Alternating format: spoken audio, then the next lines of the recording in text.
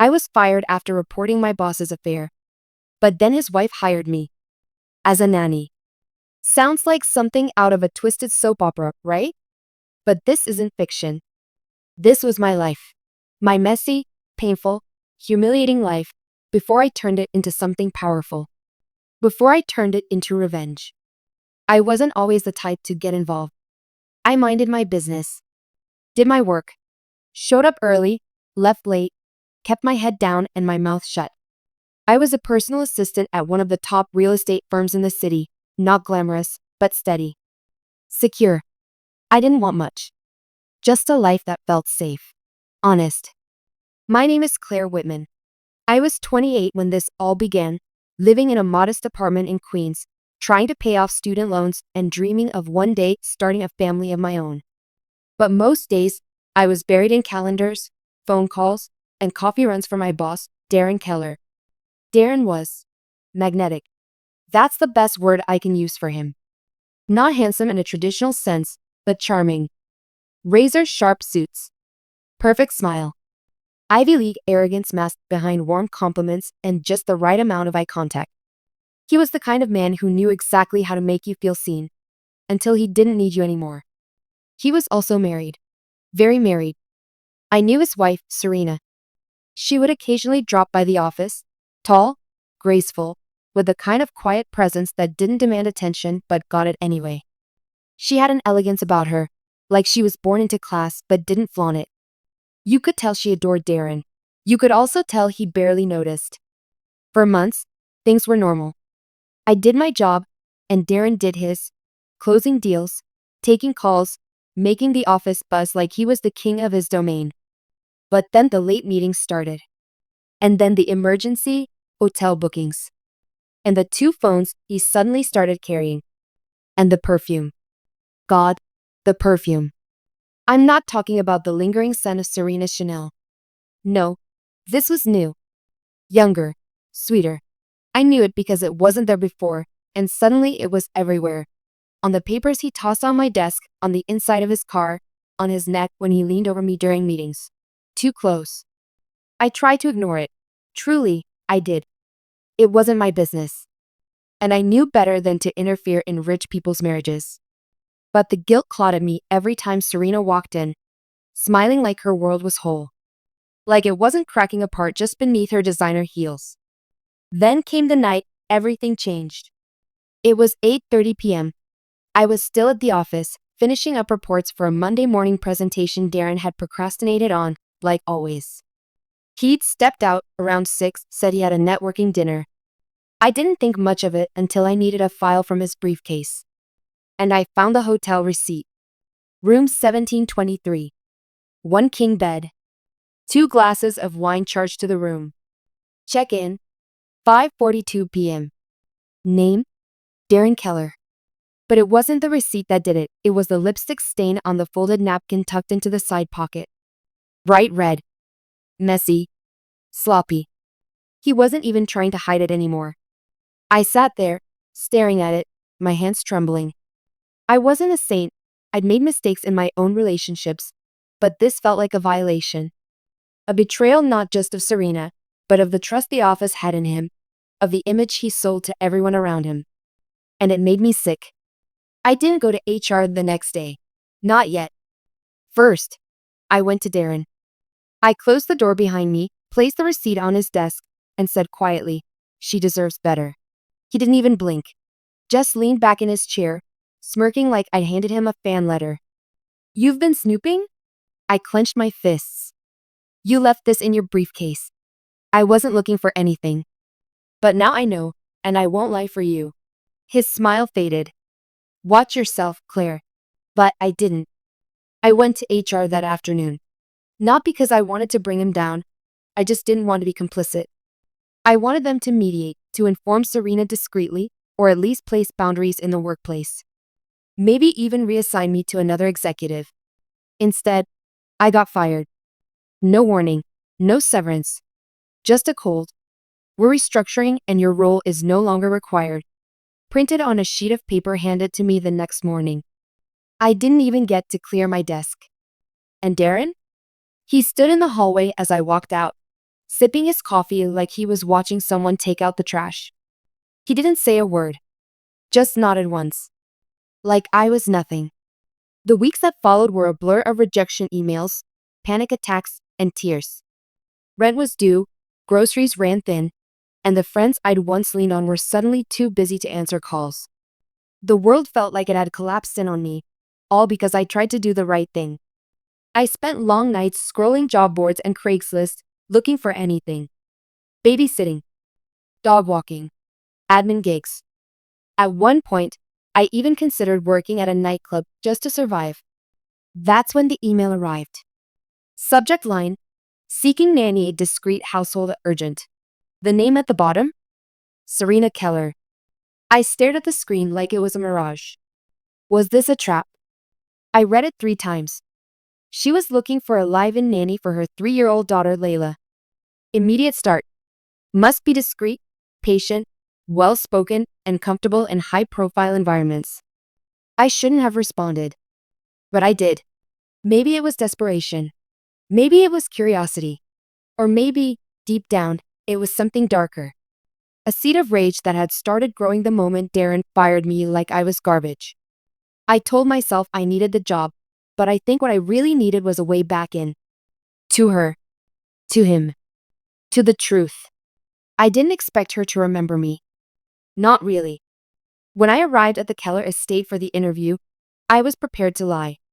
Say my name was Claire Mitchell instead of Whitman, change a few details on my resume, and keep things vague enough to slide under the radar. But the moment Serena opened the door, I saw it.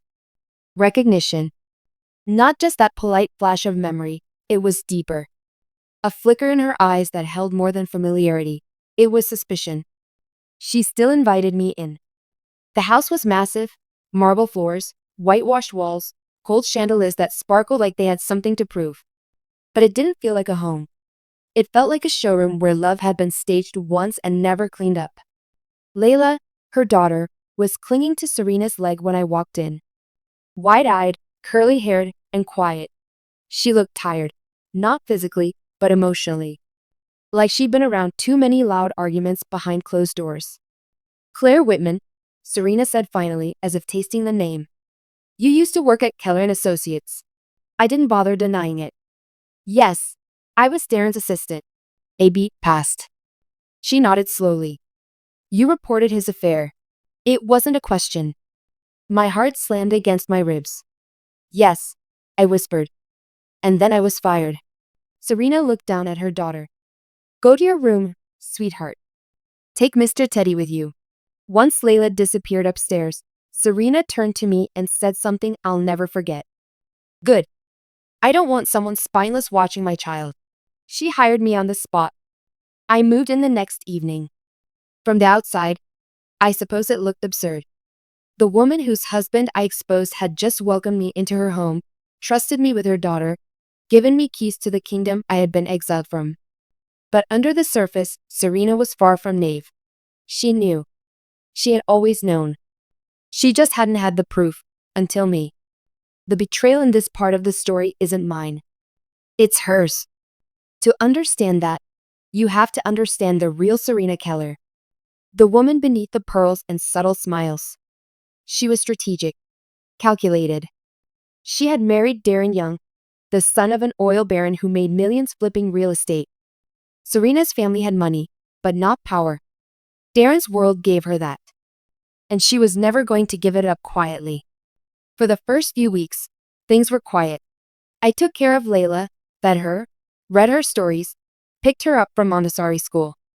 At night, I heard Serena pacing, sometimes crying, sometimes shouting into a phone behind her locked bedroom door. Darren didn't come home often. When he did, the whole house changed. His voice would echo through the marble like a crack of thunder. Layla would tense. Serena would vanish into the wine cellar. And me? I stayed out of the way. One night, I found him in the kitchen, drunk and barefoot in a silk robe. He didn't recognize me at first, just stared, then leaned against the counter like I was some kind of hallucination. I know you, he finally slurred. I doubt it, I replied coldly. No, you're the assistant. the one who got all righteous. He smiled, teeth gleaming like a predator's. What are you doing here? Slumming it with the nanny class? I didn't answer. He poured himself another drink and whispered, She brought you in to spy on me, didn't she? My wife. That icy woman. His voice turned dark then. Lower. She thinks she's clever. But she forgets who made her. Who pays for the air she breathes. I turned away, disgusted. That's when Serena's plans started to unfold. One morning, she handed me a flash drive. Don't open it here, she said, voice low. But keep it safe. Someday you'll know when to use it. It felt like a test. Like I was being slowly pulled into a game I hadn't agreed to play, but couldn't escape from either. And then, one night, I walked past Serena's office and saw her crying. Not delicate tears, heaving sobs. I stood in the doorway, unsure whether to leave or offer comfort. That's when she looked up and said, He's not even the father. I blinked. What? She wiped her eyes with a trembling hand. Layla, Darren isn't her biological father. He's never known. But he's starting to suspect. And if he finds out, he'll destroy me. I couldn't process it. The elegant, icy woman I had admired from afar was unraveling before me. And suddenly, I wasn't just the nanny. I was her confidant. Her weapon. Over the following days, Serena began revealing more. Darren had been cheating for years. She had stayed, not out of love, but out of fear. His lawyers. His power. His threats. He controlled everything, the assets, the custody, even the narrative. But she had been collecting proof. Years of it. Photos. Receipts, voicemails. Financial records that showed Darren was siphoning funds from the company into secret accounts. Women he'd flown overseas. Blackmail payments to keep affairs hidden. And then there was the flash drive. It held everything. And she trusted me with it. But here's the twist in this part of the betrayal. She didn't tell me the whole truth. Because one night, late, when I was up with Layla during a thunderstorm, I heard Serena on the phone again. Her voice low, fierce. She doesn't suspect anything. No, she thinks I'm the victim. She'll do exactly what I need her to do. I froze. She was talking about me. My stomach dropped. That's when I realized I wasn't just a helper in Serena's plan. I was a pawn. She had hired me not because she trusted me or because she wanted justice. She had brought me into her house to take the fall if everything went wrong. I started digging. And what I found made my skin crawl. Emails between Serena and her lawyer with my name in them. Discussions of a nanny angle in case Darren retaliated. Financial trails that tied the flash drive to an anonymous email address I had never seen, but which could easily be traced to me. Serena was setting me up. If Darren's empire burned, I would look like the whistleblower. The disgruntled employee with a vendetta. She would keep custody. The money, the image. And I would be destroyed again. But not this time. This time, I wouldn't walk away. This time, I would burn them both down. I didn't sleep that night. I sat on the edge of my bed, the flash drive in my lap, replaying every moment, every word, every glance that had led me here. All that time, I thought Serena and I were on the same side, two women wronged by the same man. But it had never been about justice for her, it had always been about control. And I had walked right into it like a fool. I had been so desperate to matter, so eager to right a wrong. And now I was nothing more than a scapegoat in a rich woman's game. I stared at my reflection in the dark window, hair tangled, eyes hollow, jaw clenched, and I realized something terrifying. I didn't know who I was anymore. Not the assistant I used to be. Not the nanny I was pretending to be. Just a tool. Disposable. Replaceable. Forgotten. I felt the panic claw at my throat. That tight, suffocating dread I hadn't felt since the day I was fired. But then something shifted inside me. A whisper. Not this time. I wasn't going to be the collateral damage in someone else's story. Not again. If Serena thought she could use me, she was wrong. If Darren thought he could forget me, he was wrong. They both were. I took out my laptop, plugged in the flash drive, and started digging. The files were more extensive than I'd realized. Hundreds of documents, all categorized. Darren's embezzlement, his offshore accounts, text messages with escorts, NDAs from women he paid off. Even the real estate firm's falsified quarterly reports. This wasn't just enough to destroy him. It was enough to bury him. But that wasn't what made me freeze. What made my blood go cold was the email Serena had written to Darren's lawyer, outlining a plan to frame me as the source of a leak, should the drive go public. She had pre-written a press release labeling me as a disgruntled former assistant with a history of workplace boundary violations. And in the metadata of the files, my name, attached to every upload. She had tagged me as the source. I stared at the screen, stunned. I could feel the betrayal in my bones, not just from Darren now, but from Serena. The woman who had cried in front of me, who handed me her daughter, who said she was a victim too. She wasn't. She was a predator in pearls. I looked at Layla's baby monitor. She was asleep, hugging her teddy bear. And suddenly, I realized she was the only innocent one in this entire house. I needed to get out, but not quietly.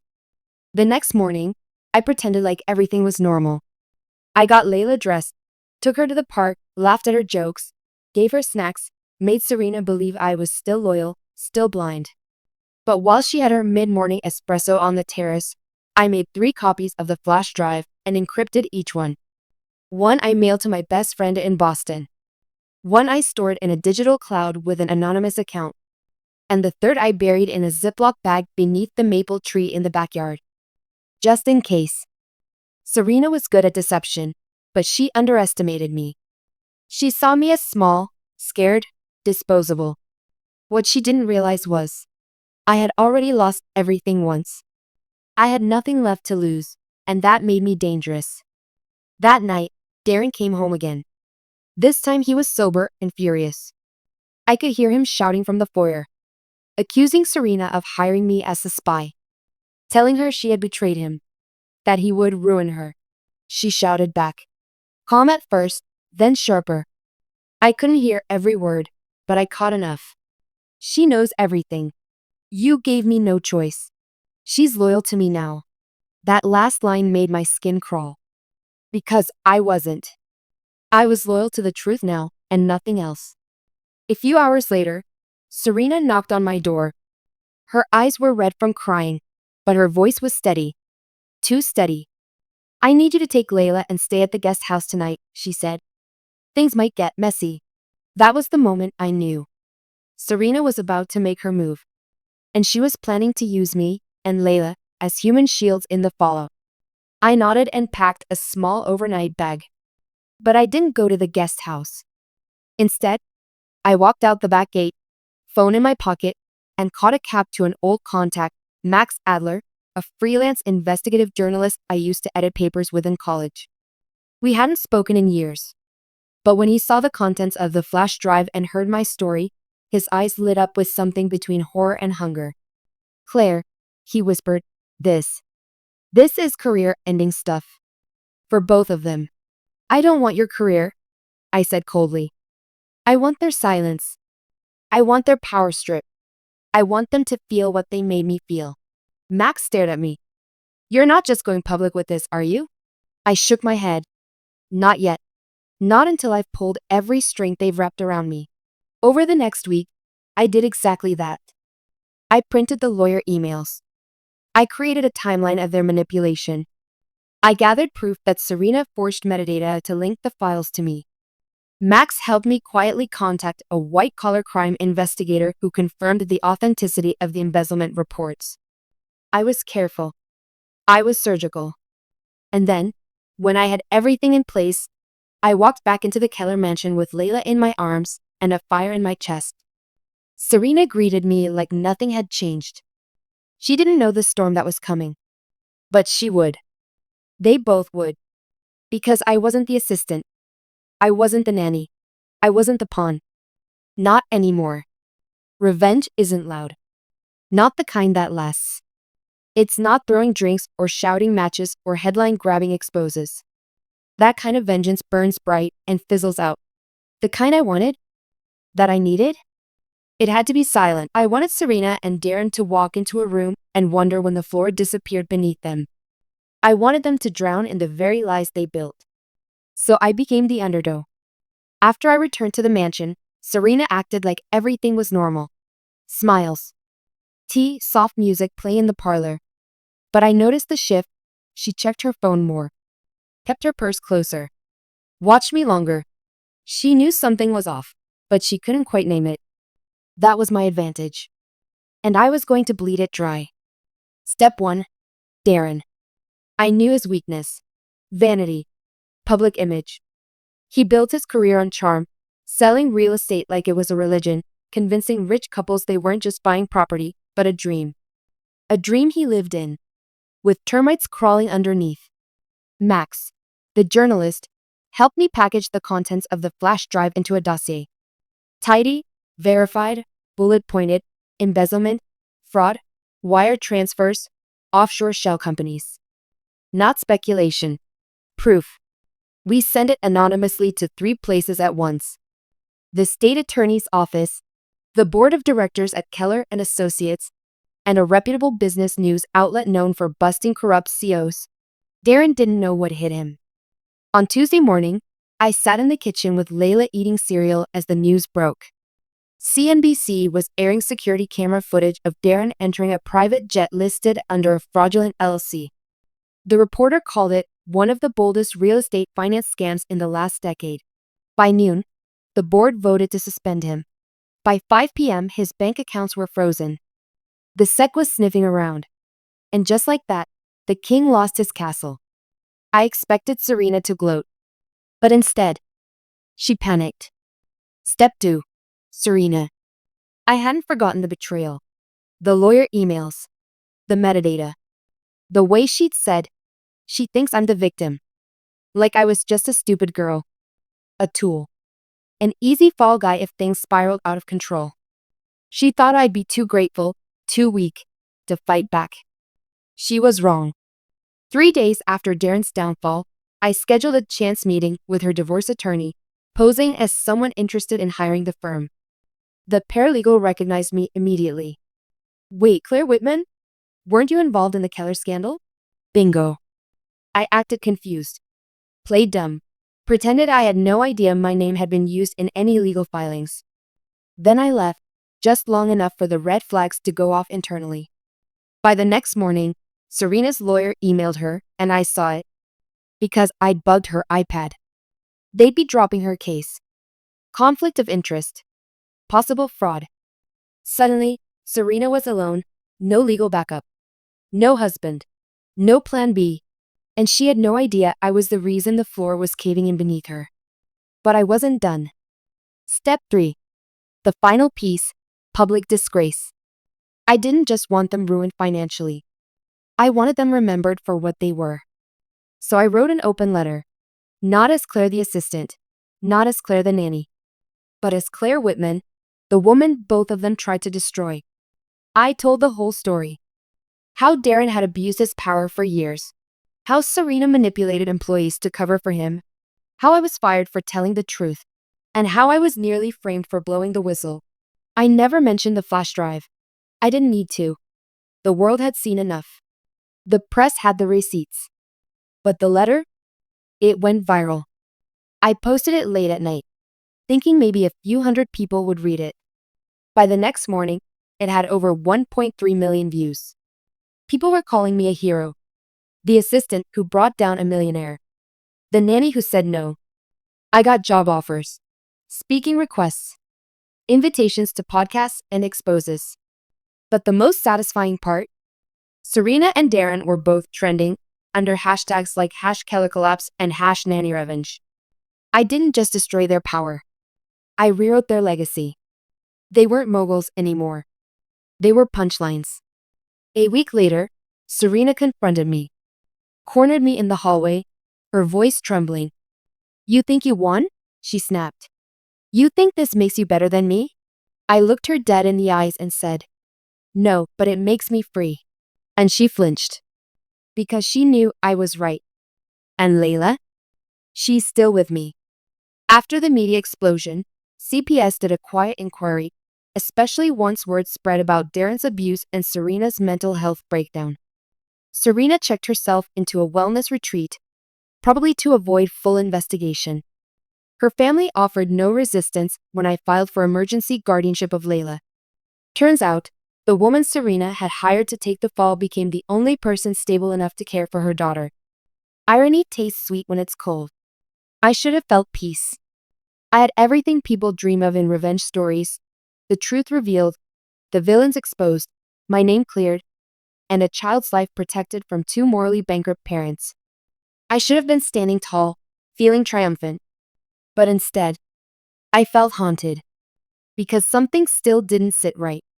Something had been scratching at the edges of my mind for weeks, ever since the media storm passed and Serena quietly disappeared into her luxury rehab. Ever since Darren was indicted and stripped of his voting shares. Ever since Layla fell asleep in my arms whispering, "Mommy doesn't cry anymore." There was still one piece that didn't fit. And it was buried in the metadata of that damn flash drive. It started with a name. Buried in the background code of the files Serena had handed me months ago, the same drive she claimed contained her proof, collected over years. But this time, I looked closer. Not just at the data itself, but the timestamps, the file history, the original device IDs. And what I found made the hair rise on the back of my neck. These files hadn't originated from Serena's devices. Not from her tablet, not from her personal computer.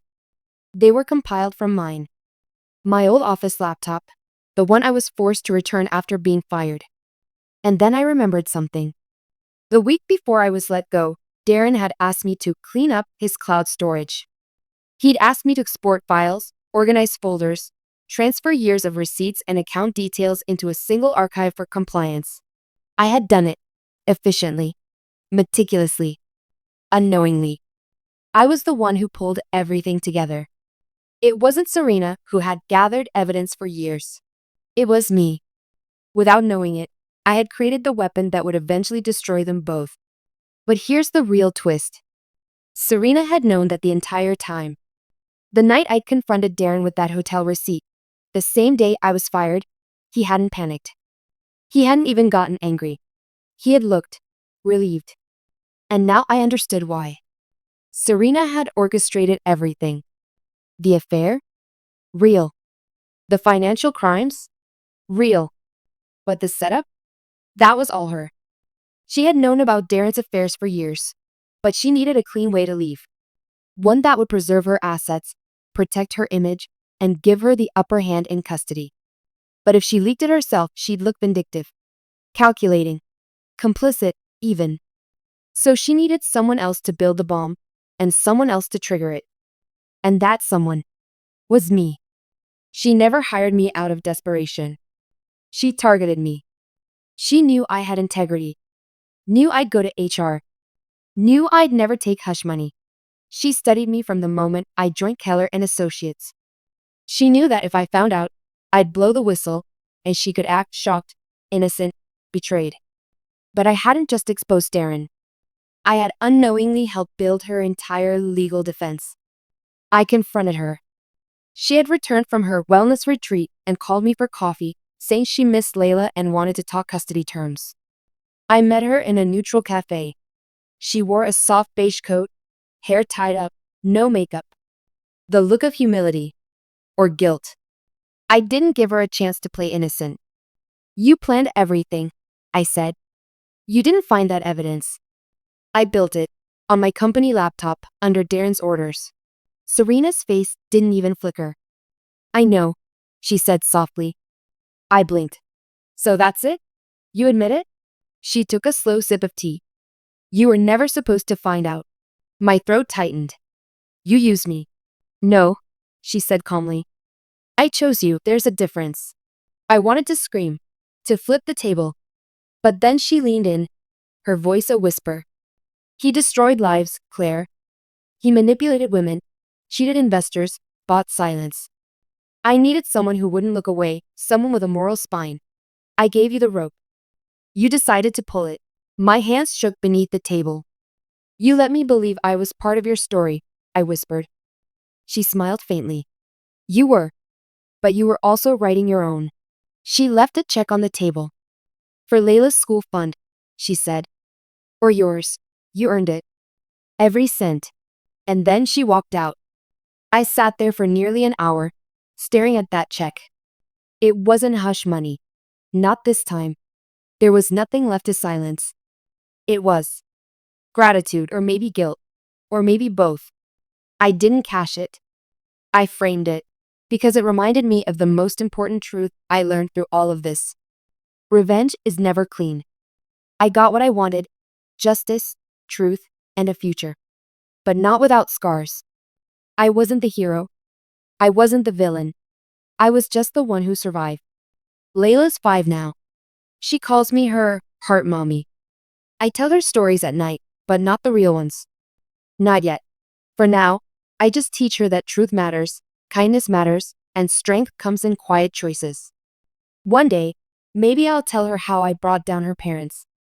Or maybe I'll just teach her how to never become them.